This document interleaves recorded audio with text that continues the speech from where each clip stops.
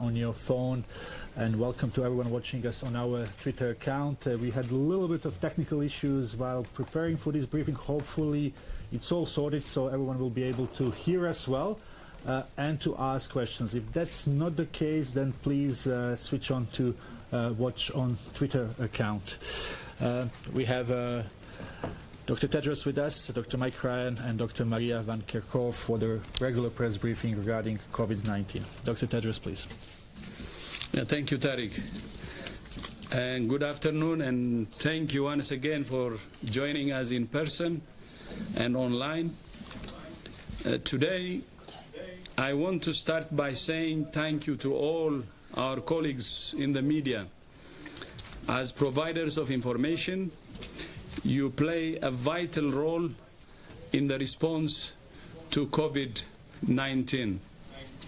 The fight against rumors and misinformation is a vital part of the battle against this virus. We rely on you to make sure people have accurate information about the threat they face and how to protect themselves and others. Now to the numbers. There is now a total of 95,265 reported cases of COVID-19 globally and 3,281 deaths. In the past 24 hours, China reported 143 cases. Most cases continue to be reported from Hubei province, and 8 provinces have not reported any case in the last 14 days. Outside China, 2,055 cases were reported in 33 countries. Around 80% of those cases continue to come from just 3 countries. We see encouraging signs from the Republic of Korea. The number of newly reported cases appears to be declining, and the cases that are being reported are being identified primarily from known clusters. Although few countries are reporting large numbers of cases, 115 countries have not reported any cases. 21 countries have reported only 1 case, and 5 countries that had reported cases have not reported new cases in the past 14 days. The experience of these countries and of China continues to demonstrate that this is not a one-way street. This epidemic can be pushed back, but only with a collective, coordinated, and comprehensive approach that engages the entire machinery of government. We're calling on every country to act with speed, scale, and clear-minded determination. Although we continue to see the majority of cases in a handful of countries, we're deeply concerned about the increasing number of countries reporting cases, especially those with weaker health systems. However, this epidemic is a threat for every country, rich and poor. And as we have said before, even the high-income countries should expect surprises. The solution is aggressive preparedness. We are concerned that some countries have either not taken this seriously enough or have decided there is nothing they can do. We are concerned that in some countries the level of political commitment and the actions that demonstrate that commitment do not match the level of the threat we all face. This is not a drill. This is not the time to give up. This is not a time for excuses. This is a time for pulling out all the stops.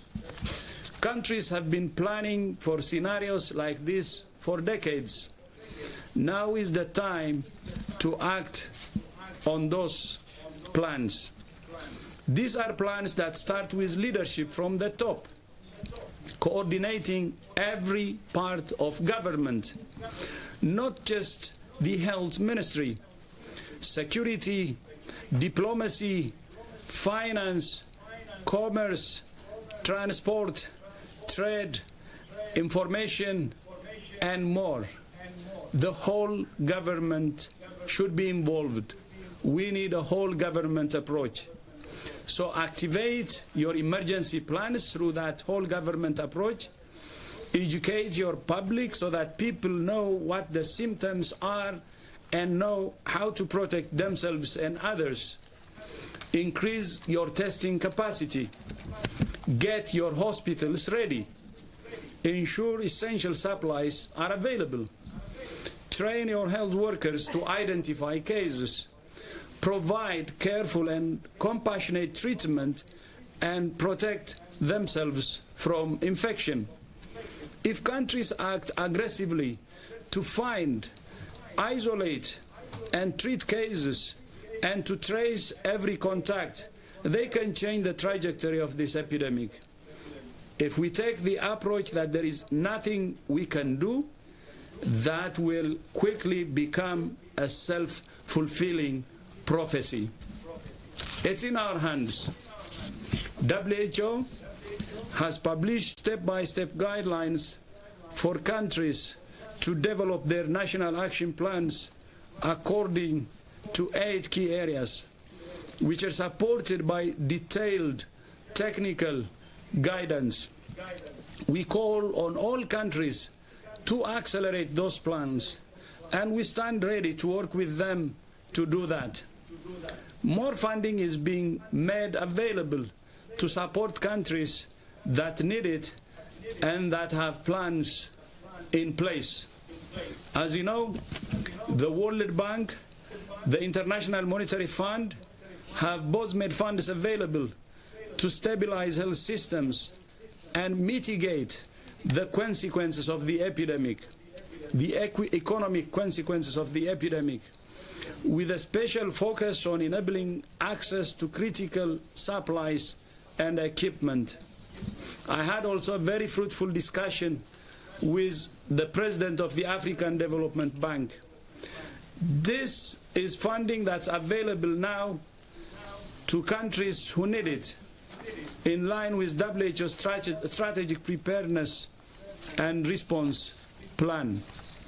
These funds are essential for supporting the response now, but also for long-term preparedness. Although COVID-19 presents an acute threat now, it's absolutely essential that countries do not lose this opportunity to strengthen their preparedness system. We know people are afraid, and that's normal and appropriate. That fear can be managed and moderated with accurate information. Today, WHO has launched a new social media campaign called Be Ready for COVID-19, which urges people to be safe, smart, and informed. If you feel overwhelmed by fear, reach out to those around you. Find out what your community's emergency response plans are, how you fit in, and how you can help. There is still a lot we don't know, but every day we're learning more, and we're working around the clock to fill in the gaps in our knowledge. Ultimately, how deadly this virus will depend not only on the virus itself, but on how to respond to it. This is a serious disease. It's not deadly to most people, but it can still kill. We're all responsible for reducing our own risk of infection. And if we're infected, for reducing our risk of infecting others there is something all of us can do to protect vulnerable people in our communities. That's why we keep talking about solidarity. This is not just a threat for individual people or individual countries. We're all in this together. And we can only save lives together. I thank you. Thank you very much, Dr. Tedros, and apologies for little issues we have with the sound. I hope that those watching us on Twitter and online and dialing in can hear us very well, and hopefully they will be able to ask questions. I will remind everyone before we start with questions to ask only one. We will start with Catherine and then Gabriela. Catherine, please. Thank you. If you can just press the little button. Oh, yes. Thank you. Do you hear me? Yeah, okay, it works. Catherine Piancon-Bokonga, France 24. This is a question especially for Dr. Maria van Kerkhove related to pets. We hear and read a lot about transmission from humans to pets or from pets to humans. We don't know exactly. So could you please give us more details about that? Thank you so much. You are muted. So the question about pets. So we are, as we've mentioned it earlier, we are aware of a dog in Hong Kong that has tested positive for coronavirus. Initially, these are weekly positive samples that came from the dog. The dog is doing well, we understand. He doesn't have symptoms. It's an older dog that we know of, but it's only one dog so far. So we're working with authorities in Hong Kong. We're working with our colleagues at FAO and OIE. We're working with the partners in Hong Kong who are looking at these pets who have been in homes of people who've been infected with COVID-19, excuse me. We're only aware of this one animal that's tested positive, and he's doing well. So in terms of what this means for transmission, we don't believe that this is a major driver of transmission. We don't have evidence of transmission from the human to the dog or the dog to the human. But again, it's only one example of this, and so of course it deserves much more study. But we're working with the partners who can help us to address this question. Just that it's not unusual in emerging diseases outbreaks to find that animals can be transient hosts, or there can be involvement in SARS and MERS. We had similar issues. So it's always a question with an emerging disease. And we're back to the core question. Are animals intimately associated with the spread of this disease? And the answer to that is no. In this case, this dog is a victim, no more than others. And we need to establish quite clearly what part animals might play in further transmission. But that is unknown. But this is not an unusual or unprecedented finding. It happens regularly with emerging diseases. Thank you very much. Gabriela, please. Yeah. Thank you very much for giving me the opportunity to ask. Dr. Tedros, you mentioned that there are countries that are not taking this very seriously, and that or other countries that they said there is nothing to do. Could you mention those countries? And just very, very quick, if you can clarify if you have any evidence that the coronavirus is seasonal. Thank you. Mm-hmm. I'll take the seasonal question. So the question is this virus seasonal? So we've only known about this virus for 8 weeks or so, starting in late December, and now we're into March. So we don't know much about what this virus will do over the course of a season. And so we've had some questions previously about what this virus will do in different climates and different temperatures. We have no reason to believe that this virus would behave differently in different temperatures, which is why we want aggressive action in all countries to make sure that we prevent onward transmission and that it's taken seriously in every country. But this is something that will be of interest. We have in the northern hemisphere, we have the flu season, which was ending fairly soon, and in the southern hemisphere, we'll have the flu season starting.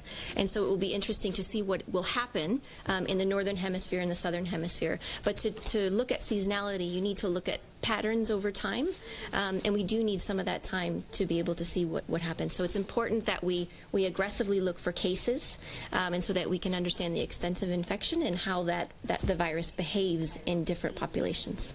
And it's important to explain that seasonality is driven by factors in the virus, its ability to survive in the environment, but it's also driven by human factors, which are the coming together of humans. And influenza and other respiratory diseases can spread efficiently in winter, not necessarily because of the temperature, but because human beings come together in closed environments, and therefore transmission is more facilitated. So in this particular case, we've seen this disease now in a number of different climates. Singapore is a very hot, humid climate, and the disease spread. It's coming under control. So we will need to wait and see. Mm-hmm. Do you want to? Yeah, thank you. There are a good number of countries who have left these epidemics up to the Ministry of Health. The Minister of Health and the health emergency institutions. We're saying that's wrong. It needs a whole government approach. And I don't have the list now, but it's a long list. And that's why my statement today was focused on advising all countries on earth to trigger the whole government approach. So all sectors in the government are involved, and this should be led by the principal head of state or head of government, or the second person who has the mandate to coordinate all sectors. But governments alone cannot beat this virus. In addition to the whole government approach, the focus should be in mobilizing everybody, all citizens, to take care of themselves and to also take care of others, and to make a significant progress in the fight. And we're saying it's everybody's business, and that's how it should be. But it's a significant number of countries who are not mobilizing the whole government. I can give you the list next time, but I don't have the list now. Thank you. Thank you very much. Thank you very much. So we have a little bit of audio issues here, so I hope we will have a clean audio version available after the press briefing for those, and I can see on social media that some people are not able or were not able to hear clearly from the beginning, so there will be audio file, and we apologize one more time. Shoko, please. Thank you for taking my question. Regarding North Korea, as I understood, they have not yet reported any confirmed cases of COVID-19. Is WHO in touch with the authority of North Korea, and how concerned are you regarding this case? Yes, we are, and we've had multiple contacts with our colleagues through our office in the Democratic People's Republic of Korea, and obviously the country is right in the heart of the epidemic zone in the region, so there are risks there. But we have no reports so far of issues. We are supplying, making available supplies, as I think colleagues in China are as well, and are ready to provide technical assistance like to any country. So it's very, very important that countries like DPRK are well prepared, their systems are well prepared, and we're ready to go in at any moment should there be a report of a case from the country.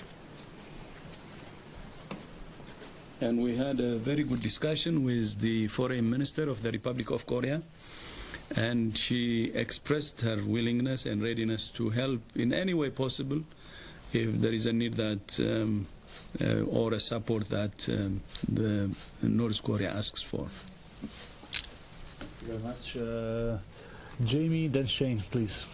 And then we will try to get a few questions from online. We are trying to sort out the technical issues. Jamie, please go ahead. Good afternoon, Jamie, Associated Press. Dr. Mark Lipsitch, an epidemiologist at Harvard, was quoted in the New Yorker yesterday saying that as many as 40 to 70% of the world's 5 billion adults could at some point contract coronavirus. I guess I just wanted to know, how is it really that dire in your perspective? And just with that in mind, could you also tell us what you know more about both asymptomatic transmission and whether or not surfaces could be a source for transmission? Thank you. The latest you have. I could take a stab at the first part, Jamie. Yeah, I mean, we've had these numbers almost every week now for the last 8 weeks. And we need to, as I've always said, take each prediction into account. We need to know what data that's based on. This is usually based on modelling data, based on certain assumptions about transmission and about R0, and some assumptions about control measures or not. And certainly you can model with control measures or model without control measures. So I'd like to see the data and see what that prediction is based on. We will listen to all good science. Having said that, there are obvious real things happening in the real world that contradict that. If we look at China today, 20 provinces in China have today downgraded their public health emergency risk level. It's 20 of 31 have actually gone in the reverse. They've gone from red to yellow or from yellow to green. Now that's flying in the face of that prediction. I'm not saying which one is correct, but I'm telling you, in the real world today, China is moving back towards the green. In the 11 provinces in China today moved to green, which is their lowest level of risk. They've 5 levels of risk. On the 29th of January, all provinces in China were at level 1 risk, the highest possible risk. Red, red. The whole of China was red. So there's hope in that. Today there were only 4 cases of, or yesterday, the last 24 hours, only 4 cases of confirmed COVID-19 infection outside Hubei were actually from China. Most cases outside Hubei in China yesterday came from other countries. So when I look at that, which is happening in the real world, and then I look at predictions, I need to look, and we need to look at both of those. We need to see what's happening in Singapore. And the DG has said it in his speech. This is not a drill. We need to fight. We need to fight now, because our predictions will come true if we do nothing. So we have choices today. Some countries are stepping forward and turning to face the fire. And we need all countries to do that right now. And the second part of that question, so the question around asymptomatic transmission and the role of surfaces. So we know that this is a respiratory pathogen and it spreads through droplets. And so these droplets that come out of our mouths and our noses if we cough, we sneeze, will move some distance and they'll settle on surfaces. And there are some experimental studies that are currently underway that are looking at how long these viruses will survive on different types of surfaces. And some preliminary results from that look like this virus behaves similar to the SARS coronavirus. But those viruses can be inactivated with disinfectants. So cleaning of surfaces can clear those viruses away, and that's important. The role of asymptomatic transmission. I understand why this is a very important question. It is a very important question to us as well. We know that this infection with COVID-19 causes a wide range of symptoms, including people who don't develop symptoms. What we understand is that because contact tracing is so strong in some countries, cases that have not yet developed symptoms are being identified by being PCR positive. And so these are people who are pre-symptomatic. So it's a few days before they develop symptoms. Now the question is whether or not those individuals can transmit to other people. We know that is possible, but we do not believe that that's a major driver of transmission. And the reason we know that is because if we look at the actual epidemics and how these epidemics are unfolding, if they were a major driver of transmission, it would have caused much larger numbers of cases. The big question that we have right now is whether serology and looking at how many people have been infected overall and how many people are truly asymptomatic. That is, how many people have been infected but don't develop symptoms. And those studies are starting now. There are serologic assays that are in use right now. We are advocating for population-based serosurveys to be conducted so that we can have a better understanding of which proportion of the population has evidence of infection as detected through antibodies. But we do not believe that asymptomatic transmission is a major driver of transmission. It's still early days. It's still a few weeks into this outbreak. We're learning every day something new about this virus. That can change, as every statistic, everything that we say here. But based on the evidence, we're an evidence-based organization. We're taking the evidence we receive from countries. We're looking at all of the scientific papers that are coming out, and we're looking at the evidence. So right now, and what we know based on the evidence, that asymptomatic transmission is not a major driver of transmission. Thank you very much, Shane. We'll go online. Shane, please. Shane from China Central Television, CCTV. My question is, you just mentioned some countries are not ready for the virus, while you have also called for many times before that China's experience can be shared with the world, that the world can learn from China. And while China has been degrading the most of its provinces, the risk of the COVID-19, do you think any approaches or mindset that can be shared specifically with the world or can be adopted by other countries? Thank you. I think the DG has spoken to this many times. That was the whole purpose of having the joint WHO Goran international team join our Chinese colleagues, was to do exactly that lessons learned. And let me be clear, and I've been at this a long time, nobody has ever responded to an epidemic perfectly. No one has ever responded in perfect time with the perfect response. This is the real world we live in.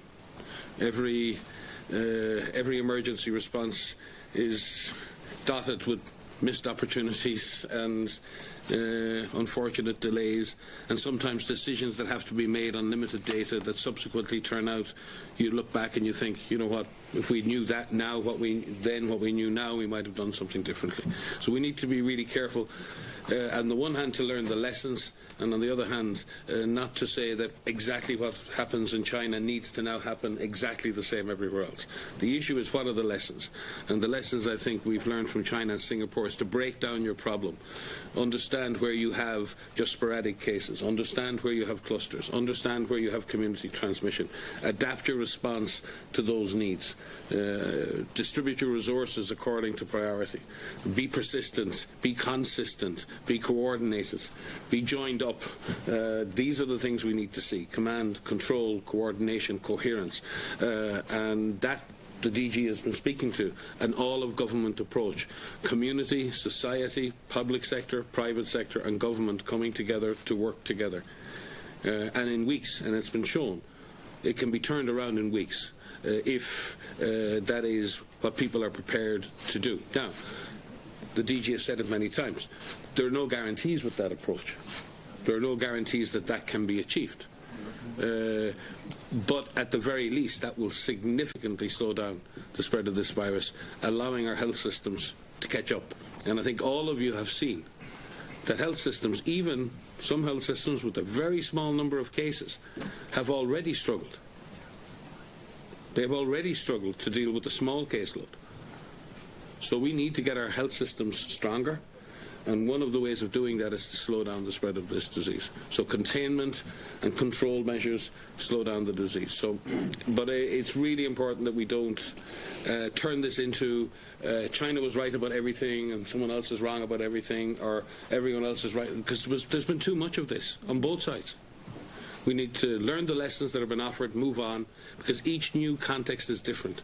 What we do in country X will not be the same exactly of what you do in country Y, because the context is different, the evolution is different. But there are wonderful lessons we can learn from China.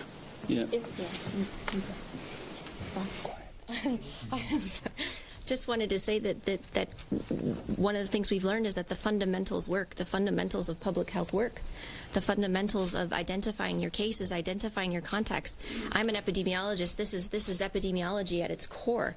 You need to look for your cases aggressively. You need to find all of those contacts and find those contacts. You need to mobilize your population. One of the things I was most touched at, if I could say, in China was the absolute drive of every single person we met. Every person of the population knew what their role was in this outbreak. They knew what they needed to do. They knew how they had to protect themselves, how they could protect their families, and what they needed to do collectively to bring this under control. We've said before, it doesn't, just because you have cases doesn't mean you're going to have clusters. It doesn't mean you're going to have large outbreaks. It doesn't mean that it's going to go out of control. We've seen not only in China, we've seen these fundamentals being used in Singapore, being used in Vietnam, being used in many countries, and they're bringing that back down. And it comes back down to these fundamental public health measures. And that is something every country can do. Mm-hmm. No, thank you, Maria, and thank you, Mike. Just wanted to add, there is a common factor for all countries, which we call political commitment or political intervention. As you know, political intervention is like surgical intervention. It brings a paradigm.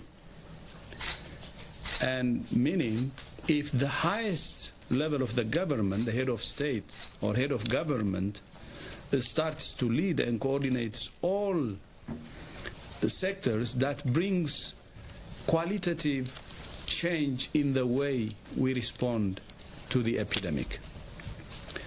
And that can be done by any country on earth.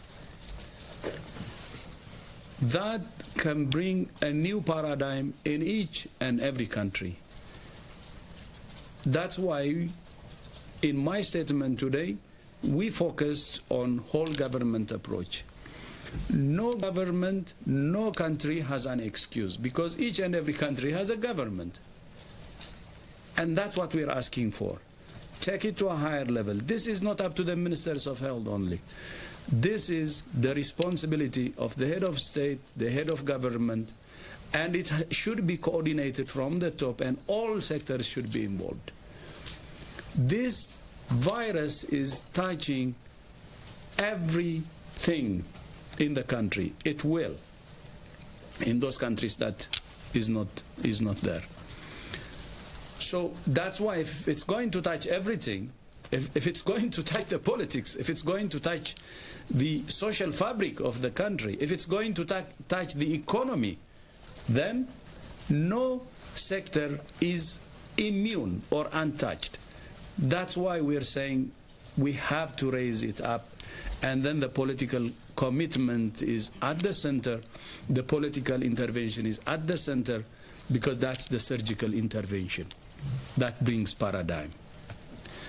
And I was so,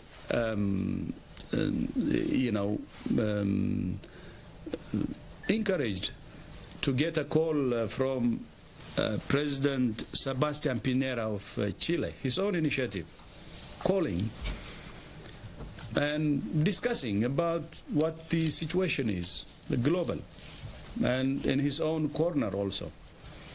And, exchanging ideas on how we can really beat this virus. And not only that, we had a very good discussion. This was the day before yesterday with President Sebastián Piñera, but today with the Prime Minister of Sweden. Another excellent discussion on the global situation, on the importance of whole government approach. By the way, he was just coming out of a meeting with his cabinet, discussing about this issue, mobilizing all sectors. And I said, there is nothing I can comment on that. You're taking the right approach. So, and I told you before, after our visit to Beijing and seeing China's approach and President Xi leading that, and also in the US, President Trump himself, and also for a regular coordination, designating the vice president. These are the approaches we are saying are the right ones. And these are the approaches we are saying are going to mobilize the whole government. But not only the whole government, but that whole government should mobilize the whole society, and making the response every citizen's business. If we do that, we can push back on this virus. We can be successful in the containment strategy. Some people, you're following the media, are saying it's already a pandemic, there is nothing we can do now, we should move into mitigation, and containment may not work. We don't think that containment should be abandoned, because I have already said many countries are succeeding in that strategy, in containment strategy, and containing the virus.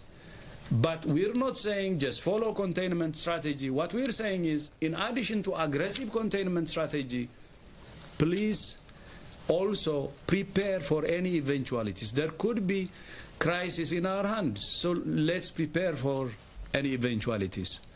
But we should not give up on containment strategy.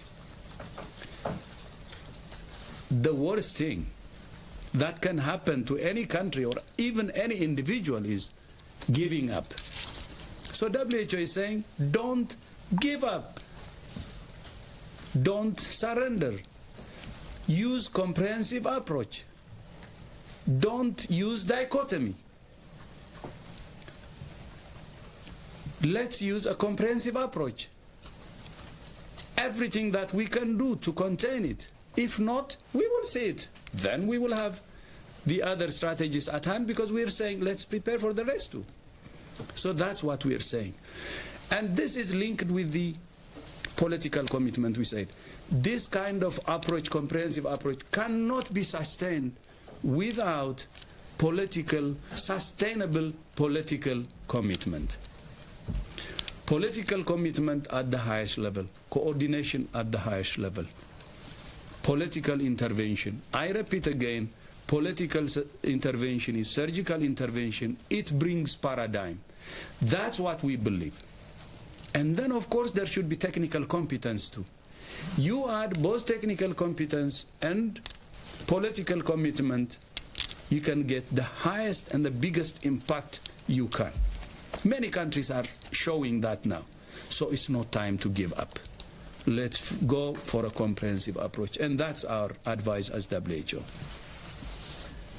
Thank you very much, Director General. So we will try to take a few questions from journalists being online.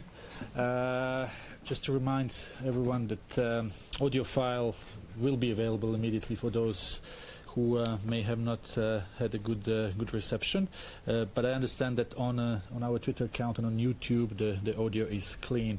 Let's try, if we can, get South China Morning Post. Karen, can you hear us? I'll take a few questions from journalists online. Just to remind everyone that your file will be available immediately for those who may have not had a good reception. But I understand that on the Twitter account and YouTube, the audio is clean. Good evening, Phoenix TV. I have a question for, have you involved the sequences genetic transition has become two different versions, S and L types? Hello? Karen, we will get back to you after this question. Thank you. Please stay online. Another question for Dr. Tedros.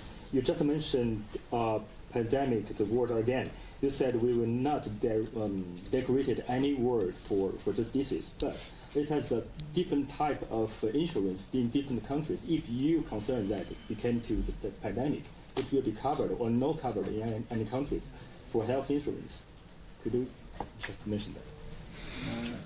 The first question was about two different types of the virus. You can, yes. So as you're aware, many sequences, full genome sequences, have become publicly available, thanks to authorities and scientists posting those on publicly available sites. These genetic sequences have been analyzed by a large number of virologists and scientists across the globe, and WHO is working with a network of scientists on this.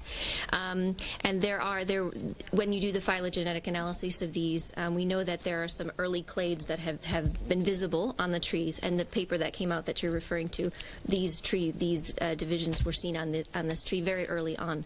It's an analysis based on 103 full genome sequences, and they have no known association with severity in terms of these differences.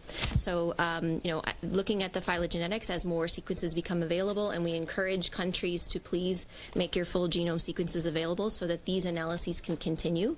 But this virus is very stable based on all of the sequences that we've seen so far. Can I just add that this kind of genetic analysis is very important for two reasons. Obviously, one, it can help us in looking at disease spread, because you can compare viruses and spreads and try and link chains of transmission, and we're using that right now in Congo. We've been using that. Well, hopefully we won't have to use it again, as we've no more cases. It's also useful for tracking the development of vaccines and others, because you eventually have to pick a strain that you want to base a vaccine on, and you want that to be the closest possible to what you have circulating.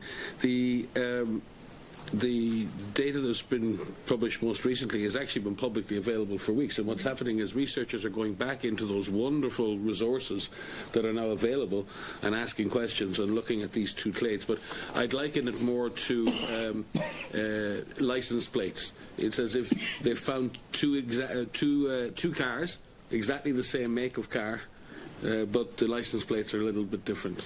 Is it a different car? No, it's not a different car. It's got a slightly different signature, but it's not fundamentally a different virus, and that's the most important thing here. But this is very important that these inquiries still go on, and that's the wonderful thing about having publicly accessible databases, is that researchers and others have access to that data, can question that data, can generate hypotheses, can publish those hypotheses, we can discuss them in the open, but it's also very important that we don't overinterpret the results or the conclusions of any single study. And I think that's the balance we need to strike.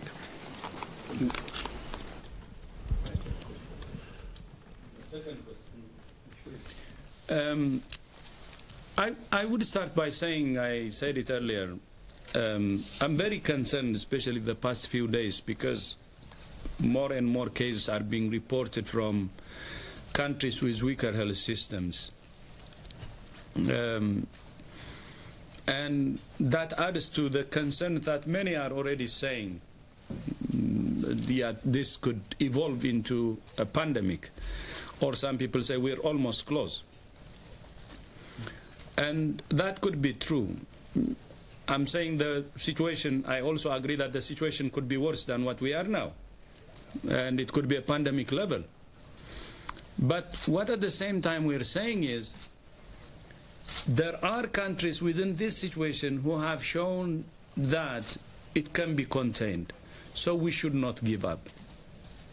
So we need to use a comprehensive approach. And we have also said many times, there is no like one size fits all, and if you see from country to country, there is variation. And even within one country, there is variation. So unless we're convinced that is uncontrollable, why do we call that it's pandemic?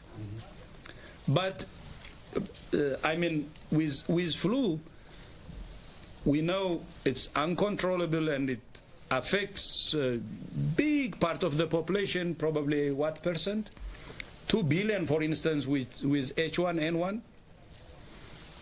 If we reach into that conclusion, then it's uncontrollable. We may be able, or we may be in a position to say that.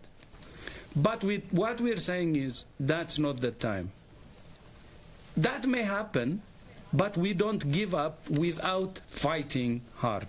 That's what we're saying. Those who fought hard have already contained it. So there is already a positive signal and experience within this virus itself. So let's really use the comprehensive approach. And you remember some countries have already said, we don't mind whether WHO says this is pandemic or not. We would like to continue with a comprehensive approach, including aggressive containment. And we said, you're right. That's exactly what we're saying. That's exactly what we're saying. So if we agree on the approach, which is a comprehensive approach, then the name may not matter. But even the name may matter, and if we get there, we will say it. No problem at all, based on science and evidence. So that's what we're saying. But for now, we're not yet there. Although there are very, very concerning signs, and this virus making it into more and more countries with weaker health systems. But that doesn't mean that we should give up. We're saying we shouldn't until the last attempt. And that's what we're advising. And the political commitment and political intervention should be triggered in all countries and try our best to contain it. That's what we're saying. Just add, the DG has used two very important words there in terms of the difference between uncontrollable and uncontrolled. And I think it's an important and very precise distinction that he's used. In an influenza situation, pandemic situation, the usual assumption is that the disease is uncontrolled, the spread is uncontrollable, regardless of what we do. So we focus on saving lives. We focus on saving lives by treating cases or developing a vaccine to protect the most vulnerable in our population. That's the approach. In this case, but some countries are demonstrating that it is possible to control the spread. It's possible to slow it down. And in that calculation, you now have two chances to save lives. If you contain and suppress the virus, you save lives by making sure that vulnerable people in your society are not exposed. And then if they are exposed, you have time, more time, to get your system ready to save their lives. You get another shot at life-saving intervention. So when the Director General speaks about uncontrollable spread, in which we focus on saving lives, versus uncontrolled spread, and what we do have at the moment in some countries is a situation where the disease has spread, and in some countries not under control yet. So if it's not controlled or uncontrolled, but what he's saying is we have a chance to control that. And I think it's a very, very important distinction of words, and I really want to second what he's saying, and I think it does explain a lot of the underlying logic that we're using here around the pandemic word. Thank you very much. We have time for one question, and we will try to get that question from online because we were not really able to do that, and we apologize for all those. Let's try, Chris, one more time with Karen from South China Morning Post. Karen, can you hear us this time? Hello. Hello, yes, I can. Yes, I can. Can you hear me? Yes, please go ahead. Hi, my question is about the pets. As you know, and also you mentioned that the dog has been tested weak positive, and yesterday the Hong Kong authorities announced that the dog has low-level infection with the coronavirus. So my question is, do you think that governments need to quarantine the pets and monitor them like the pets belong to the infected patients in other places? Or you doing so? Thank you, Karen. That question already came at the very beginning of the briefing, and I apologize if you were not able to listen. So maybe Maria can just, 2 words repeat. Yes. So We are aware of the dog in Hong Kong that tested positive, and as I mentioned previously, we're working with our partners in Hong Kong at FAO and OIE to really understand what this means. We do not believe that having pets infected or one pet infected is a driver of transmission in this outbreak. But as Mike had said also, that this is not unprecedented to have this example. But again, this is something that we're working with our partners to better understand. And we've also had follow-ups with FAO and OIE, and interestingly enough, the authorities in Hong Kong officially reported that under the Organisation Internationale des Epizootiques, OIE, so that's OIE and FAO are actively tracking that situation, and we've had teleconferences with them. At this point, there is no need for any special measures, but follow-up studies are underway. But certainly, the care of the animals is important, and obviously any potential impact on disease spread. As we keep saying, outliers and unusual observations are very important in epidemic response, but we also need to be careful to be sure that we don't allow that to drive our thinking at its core. They need to influence what we do, and at the moment we don't believe there's any need for a change in policy based on the evidence we have. But we will continue to work with OIE to see if there's a need for a change in our public health advice.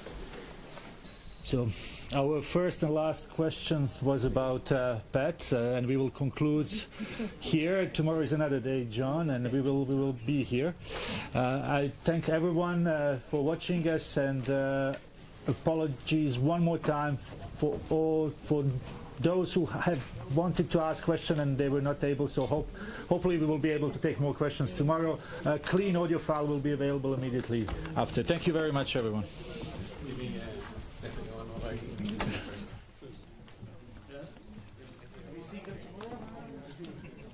Yes, see you tomorrow.